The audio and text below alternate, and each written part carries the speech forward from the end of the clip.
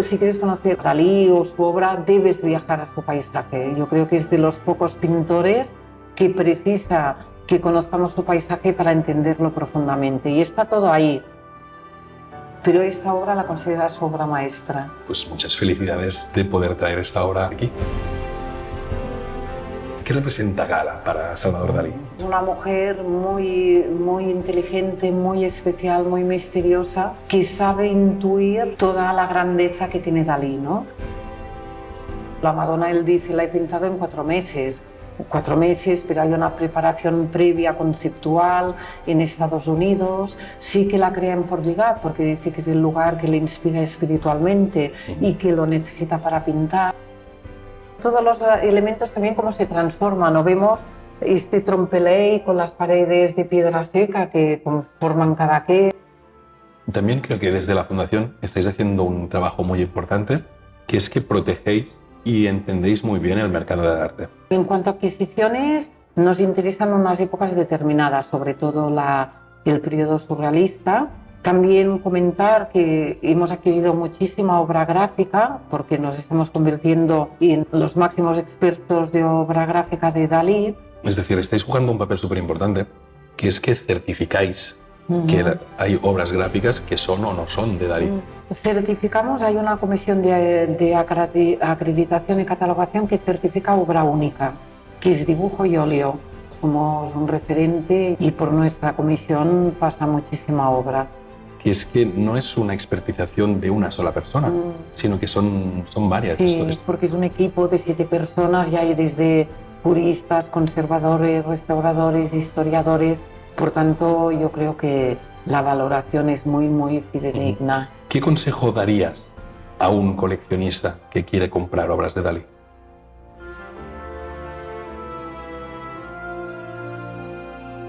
Hola, soy Gerard Vidal, experto en pintura y joyería del Gabinete Vidal Expertise.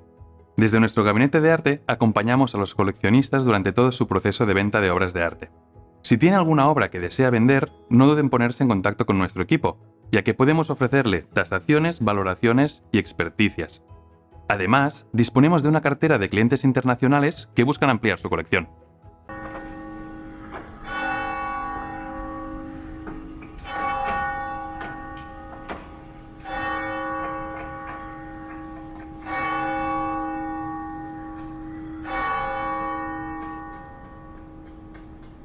Es un placer estar aquí. Muchas gracias, Montse, por abrirnos las puertas de un espacio maravilloso, que es que estamos en el centro de lo que es la idea de Dalí. Estamos viviendo dentro de Dalí, ¿no?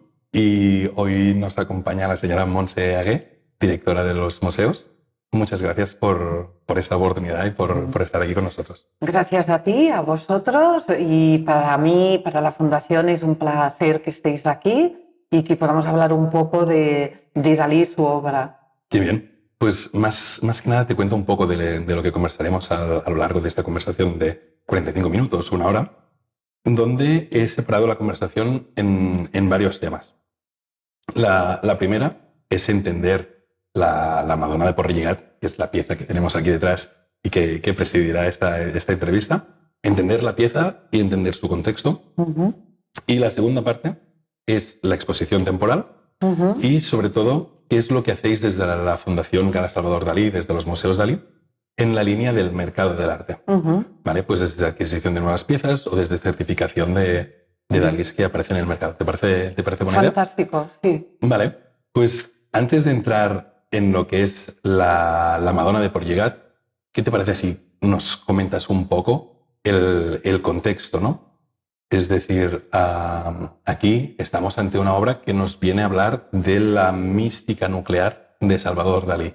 ¿Qué es este concepto de la mística nuclear? Aunque la Madonna de Portligat esté pintada precisamente en su casa taller en Cadaqués, en Portligat, pertenece a toda una época americana. Dalí reside en Estados Unidos del 40 al 48 y allí aparece otro Dalí, un Dalí más cercano a la cultura de masas, que descubre el poder de los medios de comunicación, sigue las noticias y sobre todo hay un hecho que le afecta, él mismo escribe sísmicamente, que es la explosión de la bomba atómica.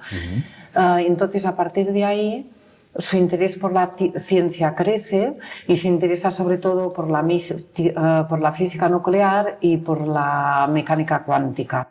Le interesa todo lo relativo a la desintegración de la materia, al átomo, que de hecho el átomo representa el vacío, y trata de reflejar toda esta cosmología en su obra. La Madonna de Porligat la pinta justo antes de escribir su manifiesto místico. El manifiesto místico yo diría que ya lo apunta cuando acaba su vida secreta, que Dalí nos dice que busca la fe pero no la encuentra. Entonces el manifiesto místico sería una mezcla de este incremento de interés por la ciencia, pero ligado, como él dice, a la metafísica, a la filosofía, a la religión. La ciencia le ayuda a buscar la inmortalidad, que es lo que él desea con toda su alma, ser inmortal. Entonces, todos estos factores, mística, física nuclear, mecánica cuántica, desintegración del átomo, también tienen sentido en la creación de la Madonna. Vale, es una pasada, porque todos estos conceptos que estás tocando, la suerte de aquí del Museo Dalí es que tenéis las tres obras o con la llegada de la Madonna, no tenéis las tres obras que se entienden justamente este contexto, ¿no? Que es la Leda atómica, la Madonna de Porligat y la Galatea de las esferas, que podemos ir viendo en los diferentes espacios del museo, ¿no? Y ahora que estás diciendo esto, se nota cómo cuando juntas las tres pinturas ves este concepto de pasar del átomo, de la ciencia, de la bomba atómica, ¿no? Sí, absolutamente, sí, sí. En las tres obras está la protagonista, que es esta figura femenina, ¿no? Esta figura femenina de Gala, ¿qué es? ¿Qué representa Gala para Salvador Dalí? Gala también es un enigma como Salvador Dalí, y ella dice que en casi la única declaración que hace que será una leyenda, y ella lo sabe, pero será una leyenda a su tiempo. Entonces Gala es su musa, la considera también una especie de muleta. Sabemos la importancia que tiene lo dual en la obra de Dalí. Es manager, es inspiradora, es una mujer culta que le introduce en los círculos surrealistas, una mujer que adora la literatura, que también escribe, que ha creado algún objeto surrealista. Por tanto, es una mujer muy, muy inteligente, muy especial, muy misteriosa, que sabe intuir toda la grandeza que tiene Dalí, ¿no? Entonces, Dalí la define de muchísimas maneras, dice que ella es la realidad, que ella le ayuda a dotarse de una estructura, que ella representa el equilibrio, que ella es su gemela, de ahí que muchas obras las firme Gala Salvador Dalí. Por tanto, es una relación, yo diría, simbiótica, ¿no? Es un amor cortés, muy especial, fuera de las normas convencionales, naturalmente. Pero Dalí sin Gala sería otra persona, no sabemos cómo, pero distinta seguro. Claro, y algo que es muy bonito es que a lo largo de la visita, la figura de Gala siempre va apareciendo, ¿no? Porque en todas las salas del museo, ya sea una Gala pequeña o ya sea un retrato de Gala, es una figura que va saliendo, y esto me hizo mucha ilusión. Sí, sí, Gala está omnipresente, y de hecho él, cuando crea su fundación, también la llama Fundación Gala Salvador Dalí, ¿no? Y es su modelo. De hecho tiene dos modelos, su hermana Ana María, sí, hasta la aparición de Gala, que representa también la ruptura con su hermana por esta relación tan estrecha que mantiene con ella, y entonces Gala ya se apodera de todo el universo Dalí, ¿no? Con su fuerza y su debilidad al mismo tiempo. Es una mujer valiente, pero también frágil, y así lo explica en sus diarios. Y ya si entramos en lo que es este periodo concreto, nos situamos entre 1949 y 1952, que son solo 3 años. Pero, ¿qué crees que ocurre en el taller de Dalí, en el taller de Porligat, para que esta matemática se volviera tan protagonista? Porque son momentos clave que Dalí declara que quiere recuperar la divina proporción olvidada desde el Renacimiento. En estos momentos Dalí se declara salvador de la pintura moderna, juega con con su nombre, y él de hecho lo que quiere es ser un artista del Renacimiento, con dominio del saber, con dominio del equilibrio, la armonía, la belleza, ¿no? Y yo creo que la Madonna contiene todos estos elementos. Hay muchas referencias al Renacimiento italiano, y Dalí aquí aboga por la tradición clásica, por la perfección técnica, por la espiritualidad y también por la ciencia, la matemática, la composición. La composición de la Madonna es sorprendente. En esta línea de que nos hablas de Renacimiento, ¿no? La LED atómica para mí es un referente directo a Leonardo da Vinci, ¿no? Dalí la define como que es la primera pintura que crea donde las cosas no se tocan. ¿Qué significa para Dalí que las cosas no se toquen? Sí, es esta levitación, es fragilidad también, es la idea del vacío del átomo, que el átomo nos demuestra este vacío, que nada es tangible. Todo ello, todo Dalí lo expresa a través de la flotabilidad. Por ejemplo, ni el mar, ni el agua del mar toca, ¿no? Y entonces, ante una obra, aunque desconozcamos toda esta teoría de la descomposición del átomo y tal, hay algo que nos atrae y nos hace cuestionarnos, ¿no? Porque todo está en suspensión. Yo creo que son obras que representan también muy bien los momentos actuales, ¿no? De incertidumbre total, de que no hay certezas. Y ya pasando a estas influencias clásicas, ¿no? Que veíamos en Leonardo, aquí en la Madonna de Porligat está lleno de influencias clásicas. ¿Cuáles crees que son tus preferidas, las influencias que se ven aquí? Está, por ejemplo, la idea de la concha y el huevo de Piero della Francesca. Vimos el cortinaje, que uno es verdoso porque alude a la Madonna Sixtina de Rafael. Vale. Vimos el rinoceronte de Durero, la belleza de la Madonna, que nos recuerda de nuevo a la Madonna Sixtina, la belleza de Rafael, ¿no? Que encarna sobre todo Rafael, y los colores. Él dice que abandona los colores más potentes y regresa al amarillo y al azul que representan el Renacimiento. Vale, es una maravilla es poder ver esto. Y aquí, en las tres obras que estamos analizando, Gala coge esta versión de la Virgen, ¿no? ¿Por qué crees que Dalí relaciona a Gala con la Virgen? Yo creo que la relaciona en el sentido de espiritualidad y porque es su modelo. Y bueno, también puede haber algo de transgresión, ¿no? Porque no deja de ser que una mujer divorciada y libre represente a la Virgen, ¿no?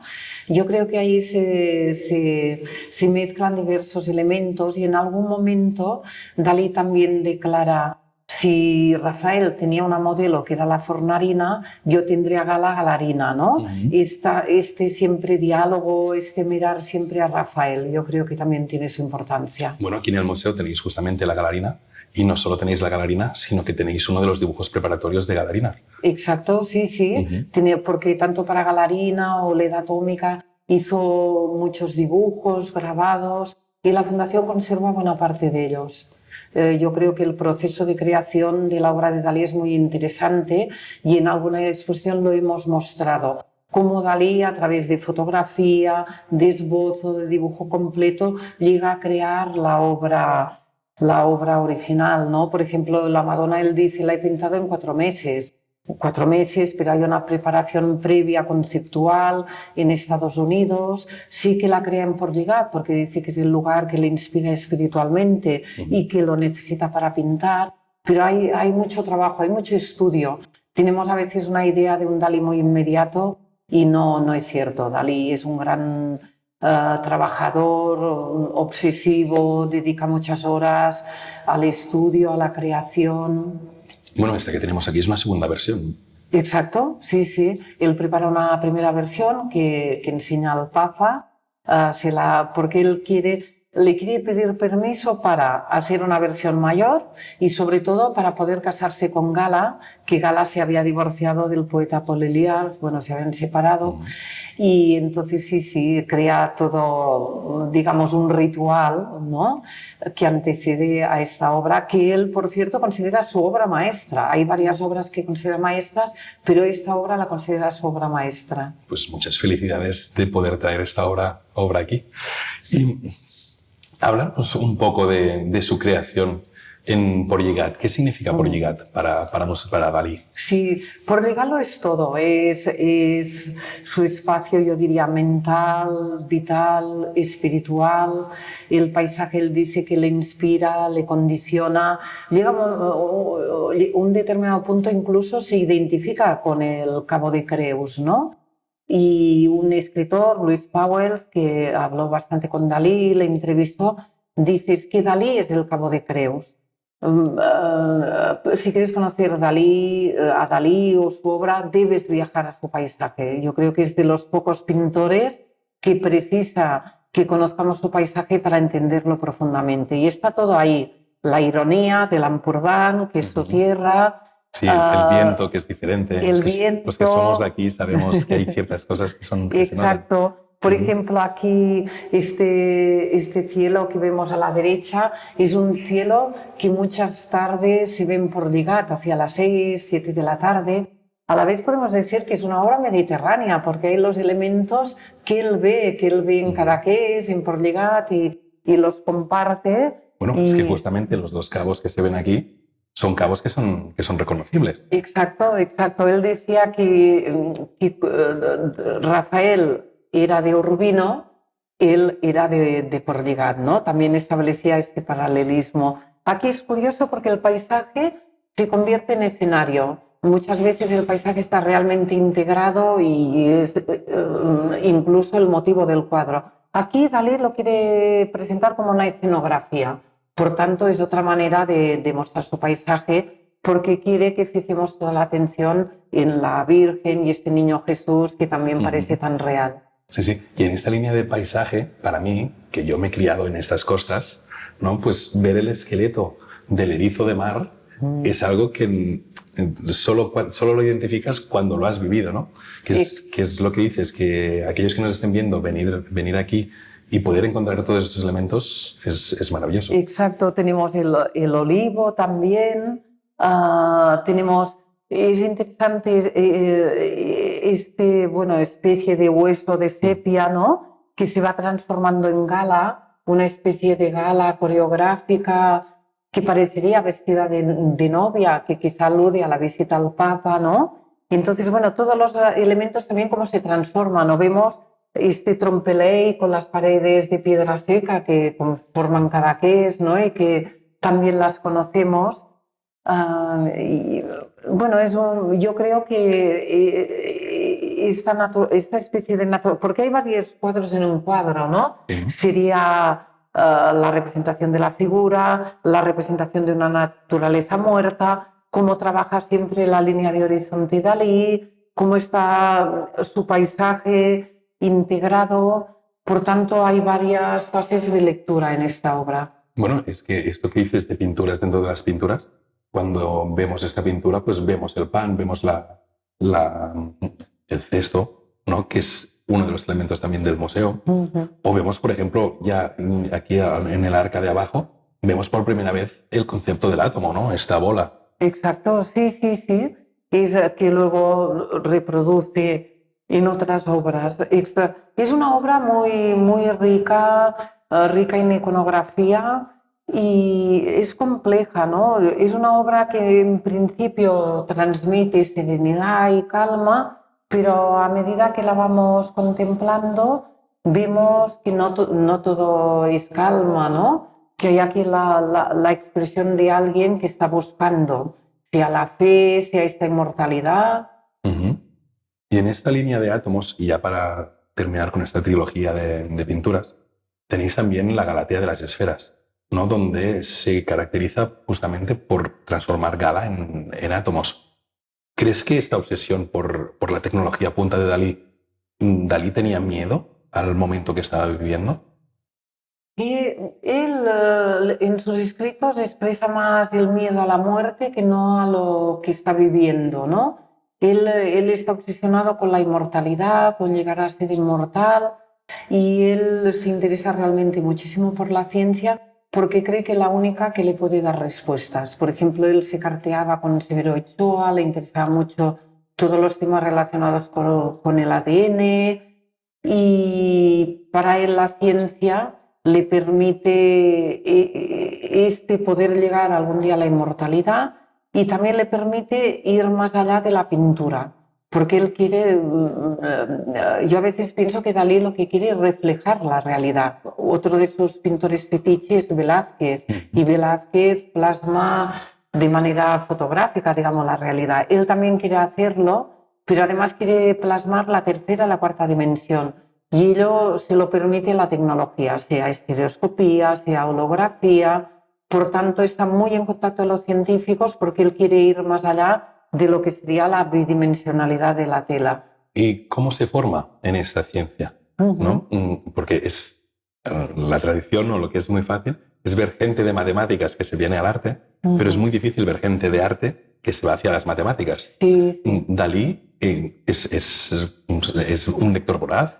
¿O cómo se forma en esta idea? Sí, no, él es un lector asiduo de ciencia, está suscrito al Scientific America, en su biblioteca tiene muchos libros de ciencia y además tiene relaciones personales con algunos científicos, desde René Thom a Watson y Crick, a Severo Ochoa. Por tanto, son temas de los que se informa. Por ejemplo, para toda la cuestión de la proporción áurea, que le interesa muchísimo, porque de nuevo la perfección, la armonía del Renacimiento, se escribe con el principio matemático Matilagica. Por tanto, se cartean y Matilagica escribe que queda impresionado por los conocimientos de Dalí, ¿no? ¿Toda esta documentación la guardáis ¿Tenéis archivos aquí? Sí, tenemos un archivo, bueno, yo diría que es el más importante del mundo, con toda la modestia, porque son los manuscritos, los documentos que Dalí legó a su fundación. Además, la fundación ha hecho una tarea ingente de comprar obra, de comprar manuscritos, de comprar fotografías, para completar todo este universo de Dalí. Por tanto, ahora para estudiar a Dalí es absolutamente necesario venir a Figueras, trasladarse a Figueras, porque tenemos la obra, el documento, el paisaje, absolutamente todo. Y creo que es esto, ¿no? Que desde la Fundación estáis haciendo un trabajo muy importante, que es que el simple hecho de presentar esta exposición temporal ya es un gran paso, ¿no? Hablemos un poco de esta exposición temporal. Empezáis por fotografías en la parte de afuera. ¿Qué son estas fotografías que se ven allí? Sí, estas fotografías queríamos iniciar la exposición de la Madonna de un modo un poco sorprendente o inesperado. Entonces, en nuestro archivo había algunas fotografías que nos llevaron a estudiar, a contactar con la revista Life. Entonces había un fotógrafo muy importante de Life, que era Mark Kaufman, que había hecho toda una serie de fotografías, porque esta obra se expone por primera vez en Estados Unidos, en la Carsters Gallery, y era un sexto piso de Nueva York. Y entonces, bueno, tuvieron que subirlo con una especie de grúa, mover una ventana, todo. Entonces queríamos mostrar algunas de estas fotografías, que se viera la grandeza material de la obra, no solo espiritual, ¿no? Las dimensiones de esta obra, la dificultad de trasladarla. Y también vemos en algunas fotografías la implicación de Dalí con su obra, cómo le pasa un paño, le vemos contemplando cómo se eleva, ¿no? Y entonces, bueno, queríamos transmitir también este Dalí más íntimo, no tanto el Dalí más media, que se preocupa realmente por lo que le pueda pasar a su obra y cómo se va a exponer. Dalí, en una de sus cartas, dice: es más fácil de pintar la Madonna de Porligat que de transportarla. ¿Desde la Fundación pensáis lo mismo? Porque yo no, lo habéis traído desde Japón. Sí, yo no sería tan superlativa como Dalí, pero realmente el préstamo de una obra de estas dimensiones es dificilísimo, por transporte, por seguro, por manipulación de la obra. Entonces también cuando llegó a Figueras tuvimos que hacer varias intervenciones para que la obra pudiera entrar. y realmente son Es difíciles. decir, tampoco entraba por la ventana como en Nueva York. Tampoco. Oh. De ahí que nos gustaba el juego, ¿no? En Nueva York en el año 50, en Figueras en el 25 pues nos pasaba lo mismo. ¿Y cómo concebís la idea de llevar a Figueras estas obras maestras? Porque hace ya tiempo que trabajamos con la idea de el Museo Dalí sería, por ejemplo, la gran enciclopedia sobre Dalí, ¿no? Que podemos contemplar sus obras. Y entonces dijimos, hay obras que nunca podremos tener. Y entonces, bueno, iniciamos trámites para los préstamos. Empezamos con el Cristo de San Juan. Son negociaciones largas, complejas, pero es interesante ver cómo a los museos les interesa que la obra que ellos tienen de Dalí se pueda contemplar en la última gran obra de Dalí, que es su teatro museo, ¿no? Y entonces, bueno, han sido generosos, han sido negociaciones largas, en este caso más complicada por las dimensiones de la obra, porque la última vez que estuve en Europa fue por el centenario Dalí en Palazzo Grassi. Bueno, luego estuve en Alemania, pero normalmente ahora solo se prestaba en el mismo Japón, ¿no?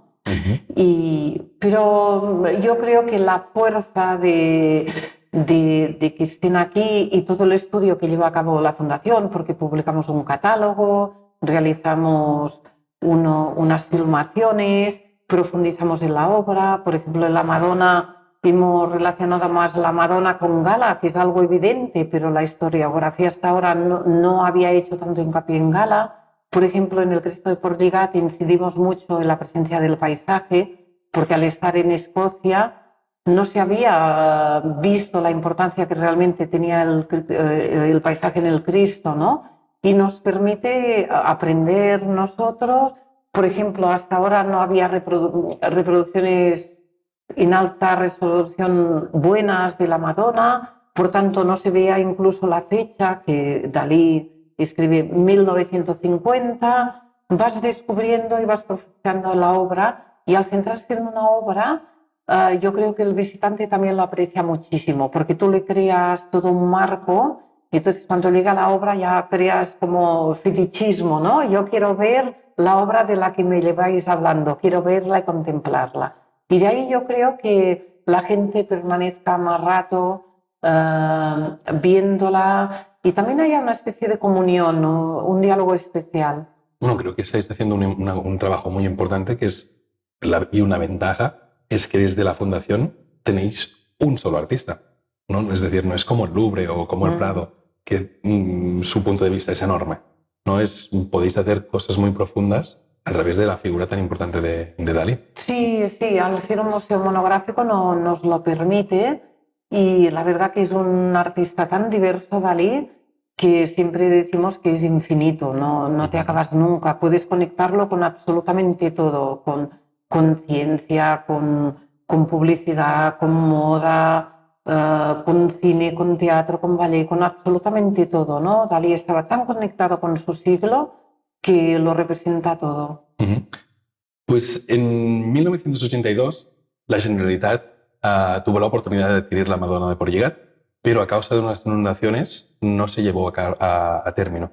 ¿Usted qué opina de lo que pasó en ese momento? Sí, fueron realmente momentos trágicos y muy complicados, y yo creo que el gobierno meditó sobre este asunto y tomó la decisión que consideró mejor en aquel momento. Es difícil, ¿no?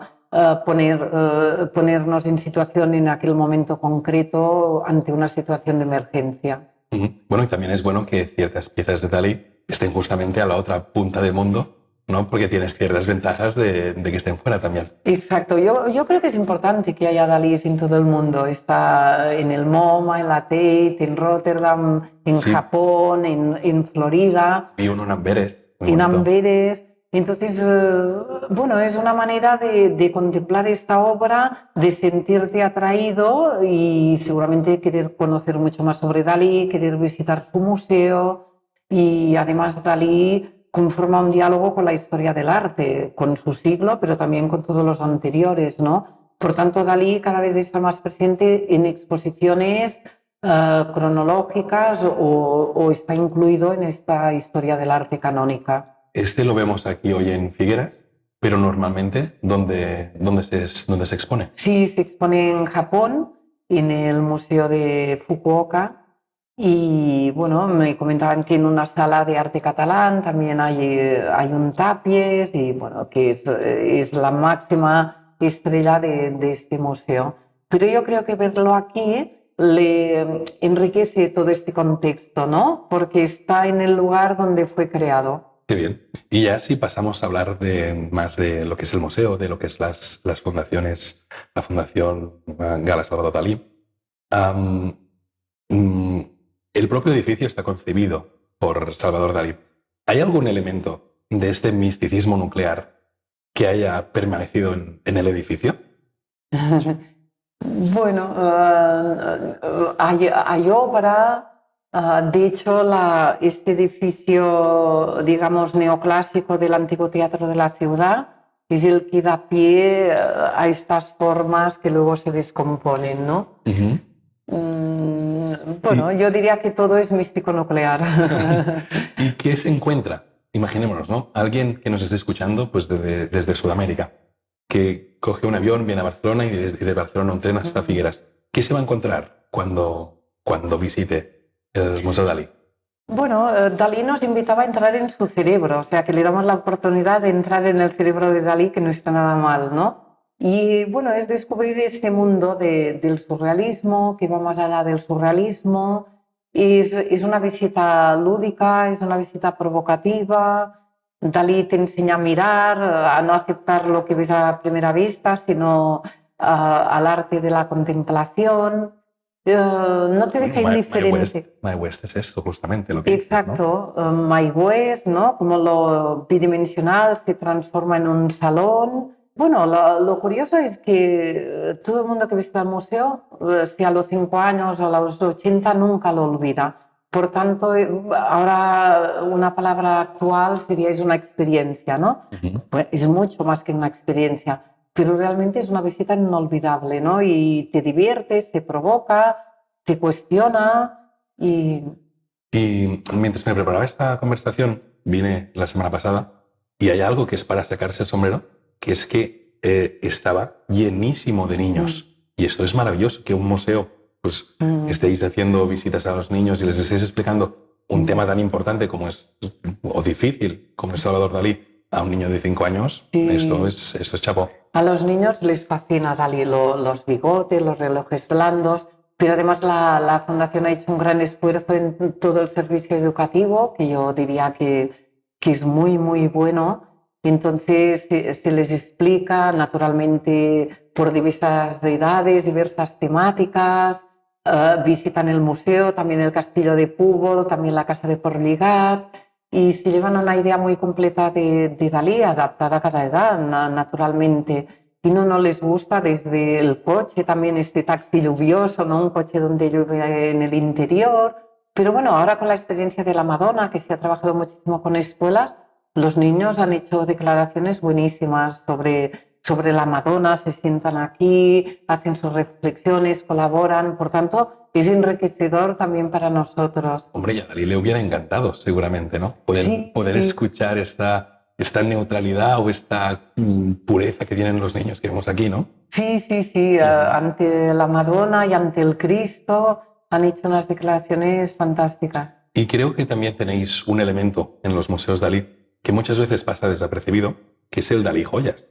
Que yo que he visto museos y he dado muchas vueltas por el mundo, es un Dalí que me fascina. Es un museo que me fascina, súper diferente. Sí, hay una colección de joyas impresionantes que pudo adquirir Dalí, que representan varias etapas de su trayectoria. Él aquí, una vez más, quería emular un poco al Renacimiento y a Cellini. Hay unas joyas espectaculares, algunas con movimiento, como el corazón que late, y todo el mundo queda muy sorprendido porque no es consciente de que haya esta colección de joyas y realmente, como dices, nos sorprende.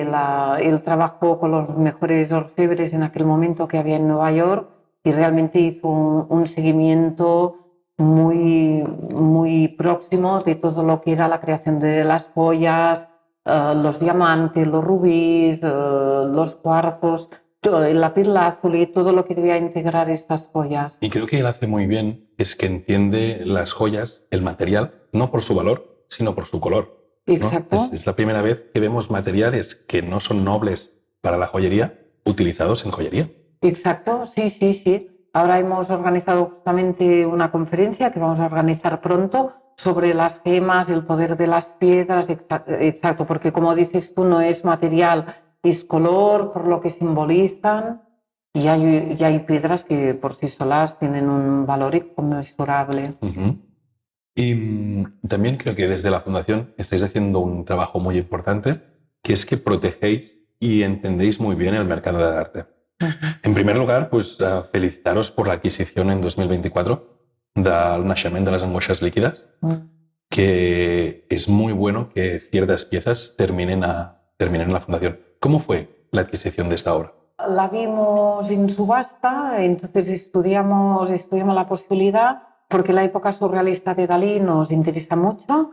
De hecho, la Fundación ha adquirido varios óleos de su época surrealista y tuvimos suerte de poder adquirirlo. Luego lo expusimos en una exposición que organizamos el año pasado para conmemorar el 50 aniversario del Museo Dalí, y es una obra muy poética, poética dramática, ¿no? Que alude a este vacío con el tema del ciprés. Por tanto, enriquece enormemente la colección que tiene la Fundación. Y creo que también el hecho de que esta obra esté aquí, para los figuerenses o para la gente del Alt Empordà, es interesante porque ya desde 2004 que estamos viendo una redonda que justamente se inspira en esta pintura. Exacto, exacto. Hay esta obra que crea Óscar Tusquets, exacto, que se inspira en esta obra.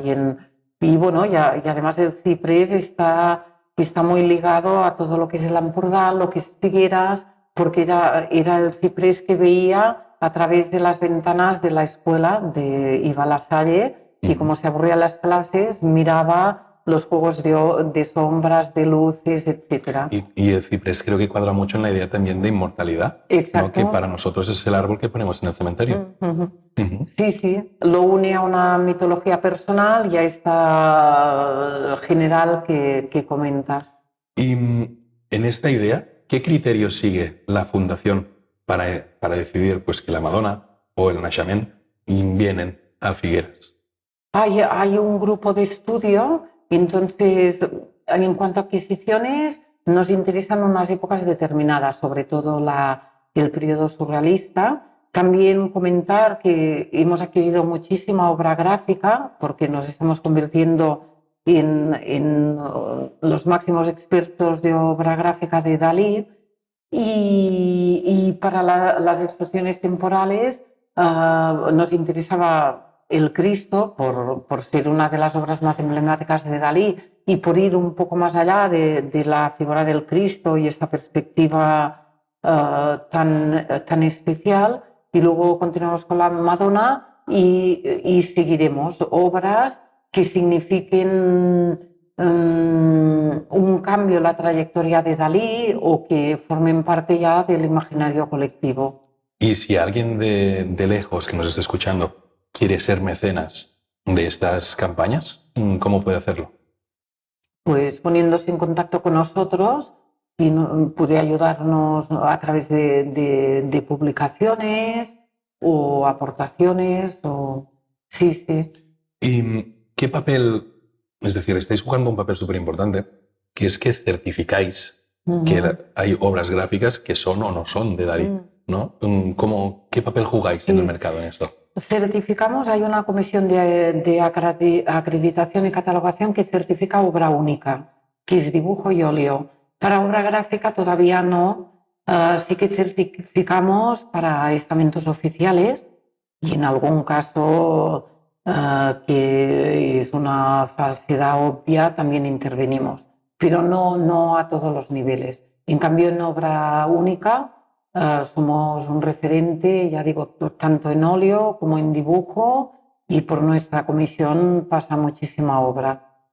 Vale, creo que esto es, para mí, yo que estoy en el mercado del arte, creo que las obras que se acompañan con certificado de la Fundación pues siempre es muy interesante. Sí, porque es un equipo de 7 personas y hay desde puristas, conservadores, restauradores, historiadores. Por tanto, yo creo que la valoración es muy fidedigna. Pues aquí también estás tocando un tema muy interesante, que es que no es una expertización de una sola persona, sino que son varias. Sí. Esto es muy bueno. Para mí es importantísimo porque entre todos acumulamos una cantidad de conocimientos que compartimos, nos reunimos cada 3 meses, pero durante estos 3 meses cada uno prepara el estudio de la obra desde su punto de vista. Sin hablarse entre ellas. Sí, bueno, luego lo compartimos en un Teams, etcétera.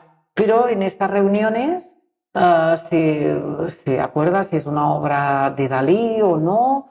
Y a veces tenemos que continuar estudiando, incluso hemos pedido permisos para realizar análisis de pigmento, que naturalmente pedimos permiso al propietario y bueno, nos permite saber muchísimo más de Dalí porque a través de la documentación que tienen o que puede estar en nuestros archivos, conectamos mejor toda la obra de Dalí.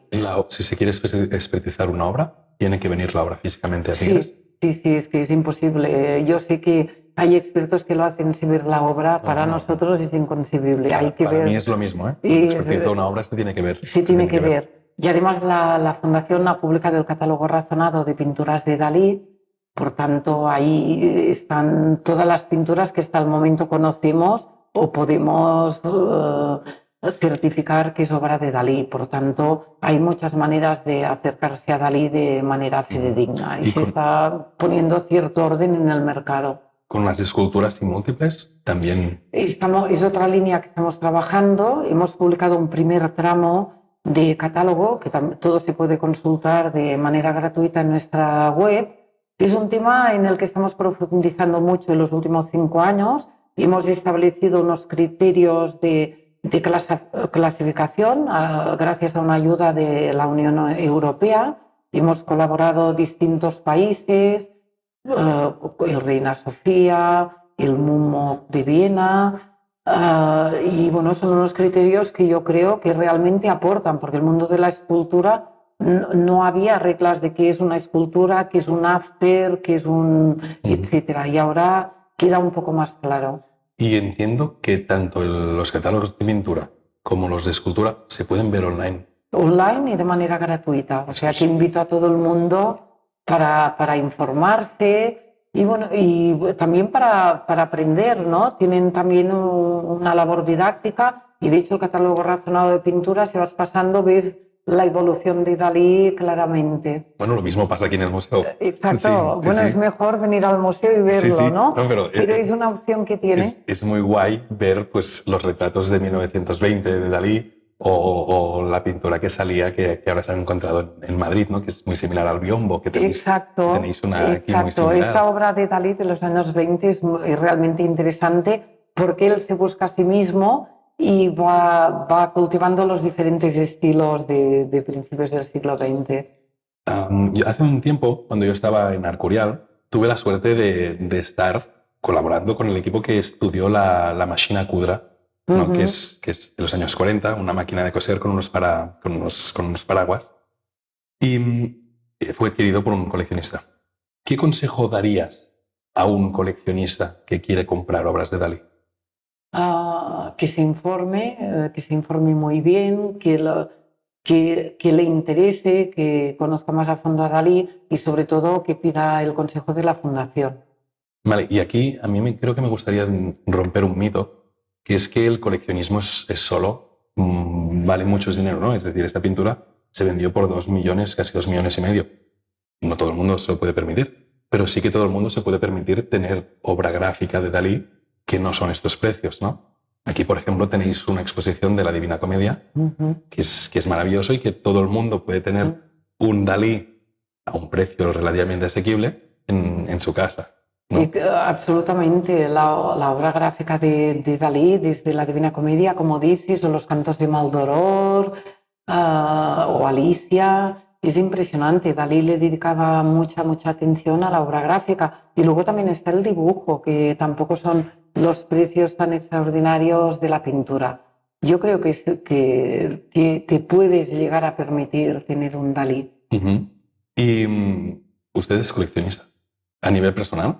¿Usted colecciona? Sí. No, no lo soy. No, Vale. no. ¿Y si se Porque sí, estoy sí. rodeada, no lo Si soy. se pudiera quedar con una sola pieza, ¿cuál? Del museo O de Dalí. o de Dalí. Es muy difícil, ¿eh? Sí. Bueno, es. quizá La cesta del pan. Es una obra con la que he ido dialogando. Dalí había dicho, esta obra es el enigma total. Antonio Pichot, que fue amigo de Dalí y el antiguo director del museo, muchas veces la contemplábamos y tiene una gran riqueza de significados. Por tanto, quizá me quedaría con la cesta del pan y luego el espectro de sex appeal, porque para mí representa el surrealismo de Dalí, ¿no? Que decía que es fotografía pintada a mano. Qué bien. Y ya para ir terminando, vamos a un par de consejos. Si imaginémonos que un coleccionista hereda lo que supone que es un Dalí, sin certificado ni nada, ¿qué tiene que hacer para certificar este Dalí? Sí, pues ponerse en contacto con la Comisión de Acreditación y Catalogación, que hay toda la información en la página web de la Fundación, y entonces se ponen en contacto con ellos, ya le piden todos los trámites, desde alguna fotografía, documentación, todo muy fácil, y en 6 meses, si no es una obra especialmente complicada, puede tener un certificado. Vale, gracias. Y yo siempre me gusta terminar estas conversaciones pensando en las generaciones del futuro. Ya no nos imaginemos los niños de 5 años que estaban por aquí al otro lado, sino una persona de 20, 25, 18. ¿Qué consejo le daría a esta persona que se quiere dedicar en el mundo del arte? Pues le aconsejaría primero que viera arte. Yo creo que la única manera de entender arte es yendo a museos, a galerías, informándose y que se dejen llevar por el instinto. Si han contemplado mucha obra, porque luego ya tienes un instinto a partir del conocimiento, ¿no? Y sobre todo contemplar. Yo creo que es el único secreto. Pues señora Monsegué, directora de los museos Dalí de Figueras y de aquí, muchísimas gracias por prestarnos este tiempo y por todo el conocimiento que ha tenido y que nos ha compartido. Vale, gracias a ti y gracias. Buenos días. Buen día.